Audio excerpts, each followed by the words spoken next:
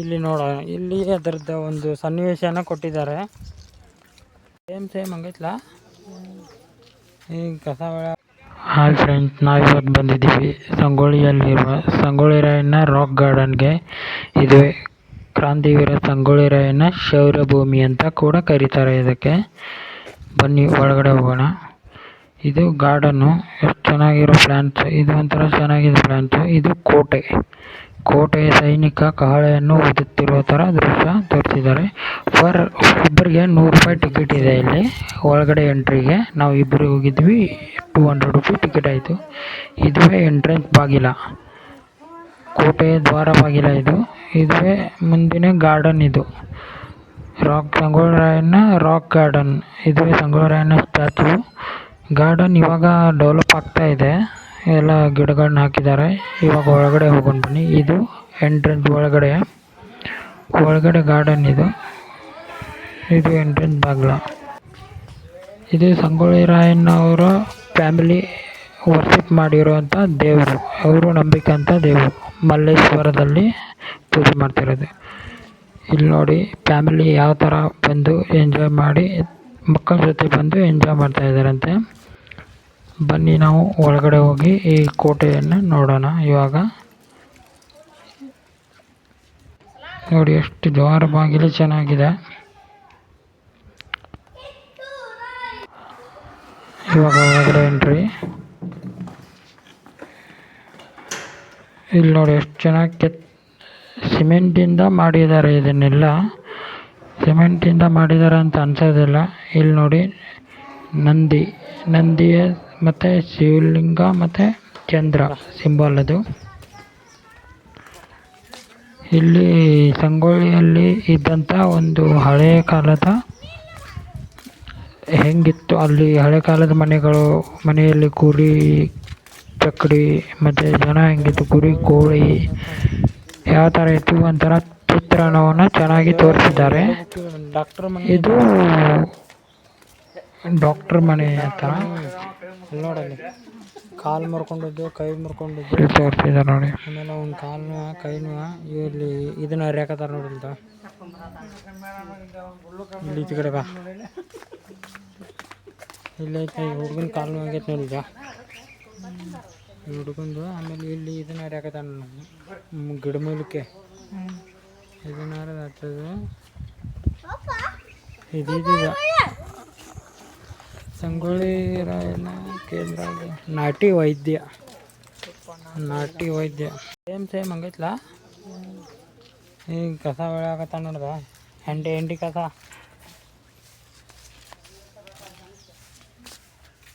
ಆ ಕರ ಹೆಂಗೈತೆ ನೋಡಂತ.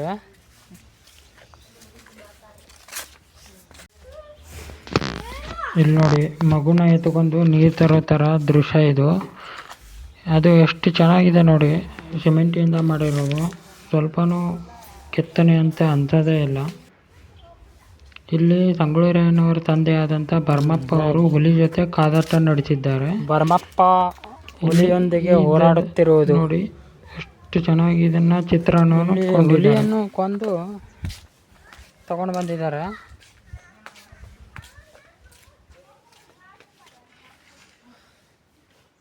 ರಾಜರ ಮುಂದೆ ಹುಲಿಯನ್ನು ಸೆರೆ ಹಿಡ್ಕೊಂಡು ಬಂದಿದ್ದಾರೆ. ಇಲ್ಲಿ ಭರಮಪ್ಪ ಅವರು ಸಂಗೊಳ್ಳಿ ರಾಯಣ್ಣವರ ತಂದೆ.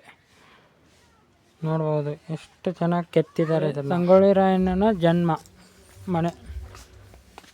ಇದೇ ಮನೆಯಲ್ಲಿ ಸಂಗೊಳ್ಳಿ ರಾಯಣ್ಣವರ ಜನನವಾಗಿದ್ದು, ಅಲ್ಲೇ ಅವನ್ನ ತೊಟ್ಟಿಲಲ್ಲಿ ಹಾಕ್ತಾ ಇದ್ದಾರೆ. ಈ ದೃಶ್ಯ ಇದೆಯಲ್ಲ, ಇದು ಸಂಗೊಳ್ಳಿ ರಾಯಣ್ಣವ್ರನ್ನ ತೊಟ್ಟಿಲಲ್ಲಿ ಹಾಕಿದ್ದೆ ಅಂತ. ಆಮೇಲೆ ಇಲ್ಲಿ ಅವ್ರ ಮನೆ ಹೆಂಗಿತ್ತು ಅಂತ ಒಂದು ಸಣ್ಣ ಕಲ್ಪನೆಯನ್ನು ಕೊಟ್ಟಿದ್ದಾರೆ. ಇಲ್ಲಿ ಭರಮಪ್ಪನವರು, ಸಂಗೊಳ್ಳಿ ರಾಯಣ್ಣವರ ತಂದೆ ಆದಂಥ ಭರಮಪ್ಪನವರು. ಆಮೇಲೆ ಇಲ್ಲಿ ಹಿತ್ತಲು ಬಾಗಿಲಿಂದ ಯಾರೋ ಬರ್ತಾ ಇರೋ ಥರ ತೋರಿಸಿದ್ದಾರೆ. ಇದು ಒಂಥರ ಚಿಕ್ಕ ಮಕ್ಕಳನ್ನ ಎಷ್ಟು ಚೆನ್ನಾಗಿ ತೋರಿಸಿದ್ದಾರೆ ಅಲ್ಲಿ. ಆಮೇಲೆ ತೊಟ್ಟಿಲ ಮೇಲೆ ಆಟಿಕೆ ಸಾಮಾನುಗಳು. ಆಮೇಲೆ ಅಲ್ಲಿ ಮನೆ ಇದು. ಇಲ್ಲಿ ಯಾರಿಗೋ ದಕ್ಷಿಣೆ ಕೊಡೋ ಥರ ತೋರಿಸ್ತಿದ್ದಾರೆ. ಇಲ್ಲಿ ಎಷ್ಟು ಚೆನ್ನಾಗಿ ಕಲ್ಪನೆಯನ್ನು ಕೊಟ್ಟಿದ್ದಾರೆ. ಇಲ್ಲಿ ಈ ದೃಶ್ಯದಲ್ಲಿ ಸಂಗೊಳ್ಳಿ ರಾಯಣ್ಣವರ ತಂದೆ ಭರಮಪ್ಪ ಅವರು ಮಲ್ಲ ಸರ್ಜಾ ದೊರೆಯಿಂದ ಬಹುಮಾನವನ್ನು ಸ್ವೀಕರಿಸಿಕೊಂಡು ಬರುತ್ತಿರುವಾಗ ಊರ ಹಿರಿಯರು ಅವನನ್ನು ಎತ್ತಿಕೊಂಡು ಸಂಭ್ರಮದಿಂದ ಬರುತ್ತಿರುವುದು. ಇದು ಅವರ ಗರಡಿ ಮನೆ. ಇವರು ಅಲ್ಲಿ ತಾಲೀಮ್ ಮಾಡೋದು ಮತ್ತು ಕುಸ್ತಿಯನ್ನು ಅಭ್ಯಾಸ ಮಾಡುತ್ತಿರುವುದು ಮತ್ತು ಅವರಿಗೆ ಕಲಿಸುತ್ತಿರುವ ಗುರುಗಳು ಕೂಡ ಅಲ್ಲಿ ಚೆನ್ನಾಗಿ ತೋರಿಸಿದ್ದಾರೆ. ನೋಡ್ಬೋದು ನೋಡಿ, ಗರಡಿ ಮನೆಯ ಕಲ್ಪನೆ ಎಷ್ಟು ಚೆನ್ನಾಗಿ ಕಟ್ಟಿಕೊಟ್ಟಿದ್ದಾರೆ.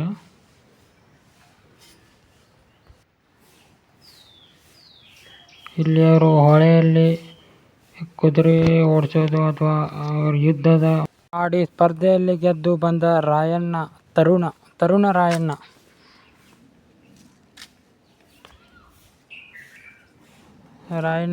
ರಾಯಣ್ಣವರು ಯಂಗ್ ಏಜಲ್ಲಿ ಕುಸ್ತಿ ಒಂದು ಪಂದ್ಯದಲ್ಲಿ ಆಡಿ ಗೆದ್ದಿರುವುದು, ಎಲ್ಲ ಜನರ ವಿಶ್ವಾಸವನ್ನು ಗೆದ್ದಿರುವುದು.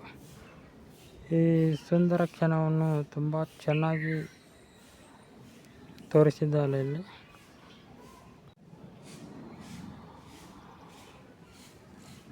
ಇದು ಹನುಮಂತರ ತಯಾರಿ ಯುದ್ಧದ ತಾಲೀಮನ್ನು ಈ ಥರ ಪ್ರಾಕ್ಟೀಸ್ ಮಾಡ್ತಿದ್ರು ಇವರು. ಅವ್ರ ಗುರುಗಳು ಅನ್ಸುತ್ತೆ. ಈ ಥರ ಅವ್ರಿಗೆ ಶಿಕ್ಷೆಯನ್ನು ಕೊಡ್ತಿದ್ರು. ಯುದ್ಧದ ಬಗ್ಗೆ ಹೇಗೆ ಕಲ್ಪನೆ ಹೇಗಿರುತ್ತೆ ಆ ಥರ ಎಲ್ಲ ಯುದ್ಧದ ಶಿಕ್ಷಣವನ್ನು ನೀಡುತ್ತಿದ್ದರು. ಕೊಳ್ಳಿ ವಾಡೆಯಲ್ಲಿ ನೆಲೆಸಿದ್ದ ಮಲ್ಲಸರ್ಜಾ ದೊರೆಯ ಪಟ್ಟಣದ ರಾಣಿ ಚೆನ್ನಮ್ಮ ರಾಯಣ್ಣನನ್ನು ಕರೆದು ಅವನ ಕೈಗೆ ಖಡ್ಗ ನೀಡಿ ಗೌರವಿಸುತ್ತಿರುವುದು. ಇದೆ ಕಿತ್ತೂರು ವಾಡೆ ಒಳಗೆ ಎಂಟರ್ ಆಗ್ತಾ ಇದ್ದೀವಿ. ಎಷ್ಟು ಚೆನ್ನಾಗಿ ಕಲ್ಪನೆಯನ್ನು ಕೊಟ್ಟಿದ್ದಾರೆ ಇಲ್ಲಿ.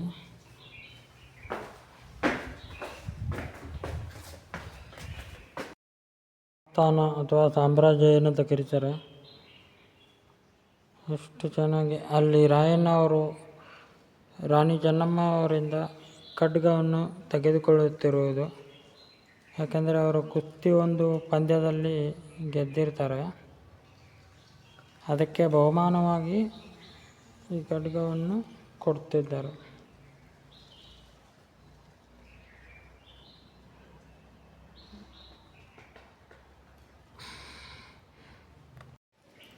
ನೋಡಿ, ಅರಮನೆಯ ಕಲ್ಪನೆ ಕೂಡ ಎಷ್ಟು ವಿಶಾಲವಾಗಿದೆ. ಮೇಲೆ ಅಂತಸ್ತು ಕೂಡ ಚೆನ್ನಾಗಿದೆ.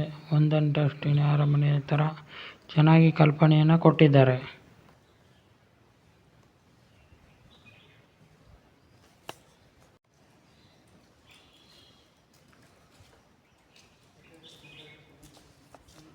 ಇದು ಕಿತ್ತೂರು ಅರಮನೆ. ಇವಾಗ ಎಂಟ್ರಿ ಆಗ್ತಾ ಇದ್ದೀವಿ.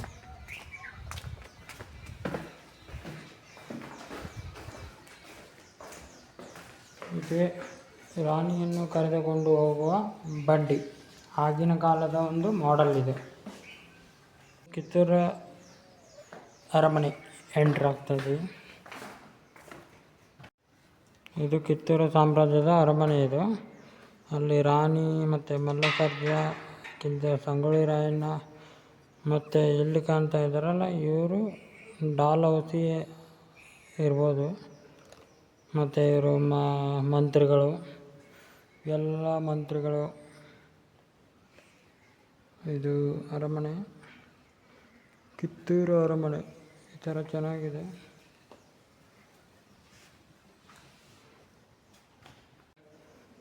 ಈ ಬ್ರಿಟಿಷ್ ಅಧಿಕಾರಿ ಬಂದಾಗ ಚೆನ್ನಮ್ಮ ಈ ಕಪ್ಪು ಕೊಡಬೇಕಾ ಕಪ್ಪು ಅಂತ ಎಲ್ಲ ಪಿಕ್ಚರಲ್ಲಿ ನೋಡಿದ್ರಲ್ಲ, ಅದೇ ಸನ್ನಿವೇಶವನ್ನು ಇಲ್ಲಿ ತೋರಿಸಿದ್ದಾರೆ.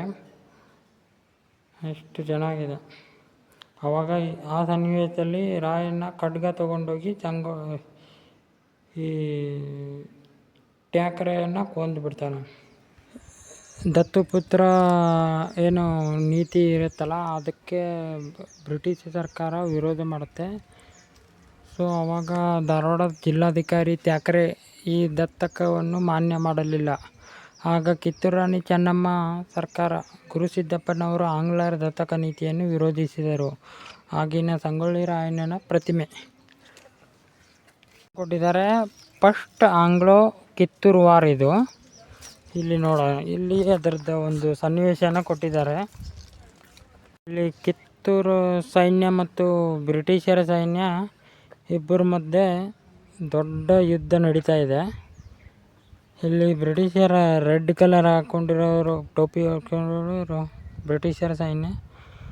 ಮತ್ತು ಇಲ್ಲಿ ರಾಯಣ್ಣ ಮತ್ತು ಚೆನ್ನಮ್ಮನವರು ಹೊರಗಡೆಯಿಂದ ಬರ್ತಾ ಇರೋದನ್ನು ತೋರಿಸಿದ್ದಾರೆ.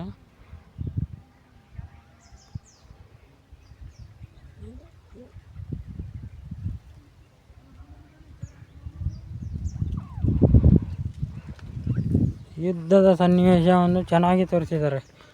ಇವರು ಕಿತ್ತೂರದ ಸೈನಿಕ ಬ್ರಿಟಿಷರ ಸೈನಿಕನನ್ನು ಹೇಗೆ ಕೈಯಲ್ಲಿರೋ ಆಯುಧದಿಂದ ಕೊಚ್ಚಿ ಕೊಲ್ಲುತ್ತಿರುವುದು, ಇದು ತುಂಬ ಚೆನ್ನಾಗಿದೆ. ಯುದ್ಧದಲ್ಲಿ ಎಷ್ಟು ಭಯಾನಕವಾಗಿ ಹೋರಾಡ್ತಿದ್ರು. ಅಲ್ಲಿ ಗನ್ನಿಂದ ಶೂಟ್ ಮಾಡ್ತಾ ಇರೋದು ಒಂದೊಂದು ಥರ ವಿಭಿನ್ನವಾಗಿ ತೋರಿಸಿದ್ದಾರೆ. ಈ ಕುದುರೆಯಲ್ಲಿ ಬರುವ ಸೈನಿಕ ಅಲ್ಲಿ ಗನ್ನಿಂದ ಶೂಟ್ ಮಾಡ್ತಿರೋದು. ಬ್ರಿಟಿಷರ ಹತ್ರ ತುಂಬ ಗನ್ಗಳಿದ್ದವು. ಸೊ ಅದಕ್ಕೆ ಅವ್ರಿಗೆ ಸ್ವಲ್ಪ ಮೇಲುಗೈ ಆಯಿತು ಈ ಯುದ್ಧದಲ್ಲಿ. ಸೂರ್ಯ ಮುಳುಗದ ಸಾಮ್ರಾಜ್ಯ ಎಂದು ಹೆಸರಾಗಿದ್ದ ಬ್ರಿಟಿಷ್ ಸಾಮ್ರಾಜ್ಯವು ಕನ್ನಡ ನೆಲದಲ್ಲಿ ರಾಣಿ ಚೆನ್ನಮ್ಮಳ ನೇತೃತ್ವದಲ್ಲಿ ಯುದ್ಧದಲ್ಲಿ ಸೋತು ಶರಣಾಗತವಾಯಿತು. ಈ ಐತಿಹಾಸಿಕ ಗೆಲುವನ್ನು ಸಂಭ್ರಮದಿಂದ ಆಚರಿಸುತ್ತಿರುವ ಕಿತ್ತೂರಿನಲ್ಲಿ ಮೆರವಣಿಗೆಯಲ್ಲಿ ರಾಣಿ ಚೆನ್ನಮ್ಮ, ಸರದಾರರು, ಸಂಗೊಳ್ಳಿ ರಾಯಣ್ಣರು ಇದ್ದಾರೆ. ನೋಡಿ, ಇಲ್ಲಿ ಸಂಭ್ರಮದ ವಾತಾವರಣ, ಯುದ್ಧವನ್ನು ಗೆದ್ದ ಸಂಭ್ರಮ. ಇಲ್ಲಿ ಸಂಗೊಳ್ಳಿ ರಾಯಣ್ಣ ಮತ್ತು ರಾಣಿ ಚೆನ್ನಮ್ಮ ಈ ಎಲ್ಲ ಸಂಭ್ರಮದ ಒಂದು ವಾದ್ಯ ವೃಂದದೊಂದಿಗೆ ಅವರನ್ನು ಕರ್ಕೊಂಡು ಬರ್ತಾ ಇದ್ದಾರೆ. ನೋಡಿ, ಚೆನ್ನಾಗಿ ಸಂಭ್ರಮ ತೋರಿಸಿದ್ದಾರೆ. ಇಲ್ಲಿ ಯುದ್ಧದ ಆ ಎಲ್ಲ ಬ್ರಿಟಿಷ್ ಸೈನಿಕರನ್ನು ಎಳ್ಕೊಂಡು ಬರ್ತಾ ಇದ್ದಾರೆ. ಈ ಯುದ್ಧದಲ್ಲಿ ಬ್ರಿಟಿಷರ 80 ಸೈನಿಕರು ಸತ್ತೋಗಿರ್ತಾರೆ. ಇದೇನಿದಾರಲ್ಲ, ಇದು ಕಿತ್ತೂರು ಮತ್ತು ಆಂಗ್ಲೋ ಕಿತ್ತೂರು ಎರಡನೇ ಮಹಾಯುದ್ಧ. ಇದು ನಡೆದಿರೋದು ಡಿಸೆಂಬರ್ 3, 1824. ಈ ಯುದ್ಧದಲ್ಲಿ ಕಿತ್ತೂರಿಗೆ ಸೋಲಾಗುತ್ತೆ. ಯಾಕಂದರೆ ಇದು ಕಿತ್ತೂರು ಈ ಯುದ್ಧಕ್ಕೆ ಸರಿಯಾಗಿ ಪ್ರಿಪರೇಷನ್ ಆಗಿರೋದಿಲ್ಲ, ಸಿದ್ಧತೆ ಇರೋ ಕಾರಣ ಈ ಯುದ್ಧದಲ್ಲಿ ಕಿತ್ತೂರು ಸೋಲು ಒಪ್ಕೊಳ್ಬೇಕಾಗತ್ತೆ. ಅದನ್ನೇ ಇಲ್ಲಿ ತೋರಿಸಿದ್ದಾರೆ. ಅಲ್ಲಿ ರಾಣಿ ಚೆನ್ನಮ್ಮ, ಇಲ್ಲಿ ಸಂಗೊಳ್ಳಿ ರಾಯಣ್ಣ, ಮತ್ತು ಇಲ್ಲಿ ಚೆನ್ನಾಗಿ ತೋರಿಸಿದ್ದಾರೆ. ಅದನ್ನು ಸರಿಯಾಗಿ ಪ್ರಿಪೇರ್ ಆಗಿರಲಿಲ್ಲ, ಅದಕ್ಕೆ ಇಲ್ಲಿ ಯುದ್ಧದಲ್ಲಿ ಕಿತ್ತೂರು ಸೋಲೊಪ್ಕೊಳ್ಬೇಕಾಗುತ್ತೆ. ಈ ಕಿತ್ತೂರಿನ ಸೈನಿಕರ ಸೋಲು ಎಲ್ಲ ಶರಣಾಗತರಾಗಿದ್ದಾರೆ. ಇಲ್ಲಿ ನೋಡಿ, ಈ ಸನ್ನಿವೇಶದಲ್ಲಿ ಎರಡನೇ ಕಿತ್ತೂರು ಆಂಗ್ಲೋ ಯುದ್ಧದಲ್ಲಿ ಕಿತ್ತೂರು ಸೈನ್ಯ ಸೋಲೋದು ಗೊತ್ತಾಗಿ ಅಲ್ಲಿ ಏನು ಮಾಡ್ತಾರೆ ಅಂದರೆ, ಪತನದ ಮುನ್ಸೂಚನೆ ಗೊತ್ತಾಗಿ ಸೇನಾಪತಿ ಗುರುಸಿದ್ದಪ್ಪ, ರಾಣಿ ಚೆನ್ನಮ್ಮ ಮತ್ತು ವೀರಮ್ಮ ಮತ್ತು ಜಾನಕಿ ಅವರು ಕಿತ್ತೂರಿನ ಗುಪ್ತ ಮಾರ್ಗದ ಮುಖಾಂತರ ರಾಣಿಯನ್ನು ಕರೆದುಕೊಂಡು ಹೋಗುತ್ತಿದ್ದರು. ಆವಾಗ ಈ ವಿಷಯ ಕಮಿಷನರ್ ಚಾಪ್ಲಿನ್ಗೆ ಗೊತ್ತಾಗತ್ತೆ. ಅಲ್ಲಿ ಆ ಗುಪ್ತ ಮಾರ್ಗದ ಅಪೋಸಿಟ್ ಬಂದು ನಿಂತ್ಕೋತಾರೆ. ಈ ಥರ ರಾಣಿಯನ್ನು ಸೆರೆ ಹಿಡಿತಾರೆ. ಇಲ್ಲಿ ತೋರಿಸಿದ್ದಾರೆ ನೋಡಿ,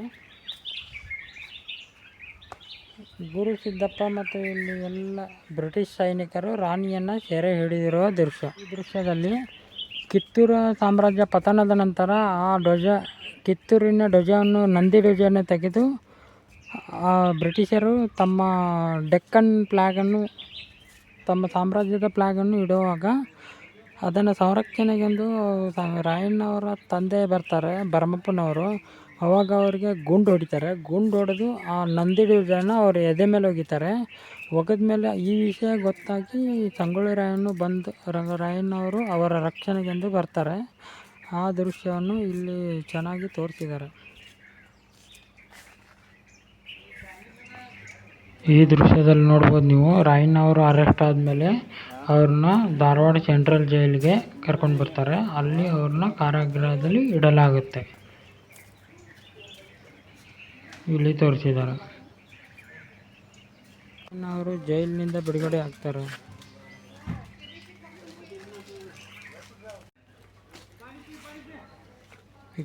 ಜೈಲಿಂದ ಬಿಡುಗಡೆಯಾಗಿ ಬಂದ ತಕ್ಷಣ ರಾಯಣ್ಣ ಮತ್ತು ಅವನ ಸಂಗಡಿಗರು ಇಲ್ಲಿ ಕಿತ್ತೂರು ಕೋಟೆಯನ್ನು ನೋಡುತ್ತಿರುವುದು. ಕಿತ್ತೂರು ಕೋಟೆಯನ್ನು ನೋಡಿ ಅವರು ತುಂಬ ಮರಗ್ತಾರೆ. ಇಲ್ಲಿ ನೋಡಿ, ಇಲ್ಲಿ ತೋರಿಸಿದ್ದಾರೆ. ಯಾಕಂದರೆ ಎಂಥ ಸಾಮ್ರಾಜ್ಯವಾಗಿ ಮೆರೆತಿದ್ದ ಒಂದು ಸಾಮ್ರಾಜ್ಯ ಹೇಗೆ ಅವನತಿಯನ್ನು ಕಂಡಿತು. ಅವರು ನೋಡಿ ತುಂಬ ಬೇಜಾರಾಗಿರ್ತಾರೆ ಇಲ್ಲಿ ನೋಡಿ. ಇದು ಪಾರ್ಟ್ 1. ಪಾರ್ಟ್ 2 ನೆಕ್ಸ್ಟ್ ಪಾರ್ಟಲ್ಲಿ ಬಿಡ್ತೀನಿ. ಏನೇನಾಯಿತು ನೆಕ್ಸ್ಟ್ ಅವರೇನೇ ಈ ಜೈಲಲ್ಲಿ ಏನೇನಾಯಿತು ಎಲ್ಲ ಬಿಡ್ತೀನಿ. ಫಾಲೋ ಮಾಡಿ, ಲೈಕ್ ಮಾಡಿ, ಶೇರ್ ಮಾಡಿ.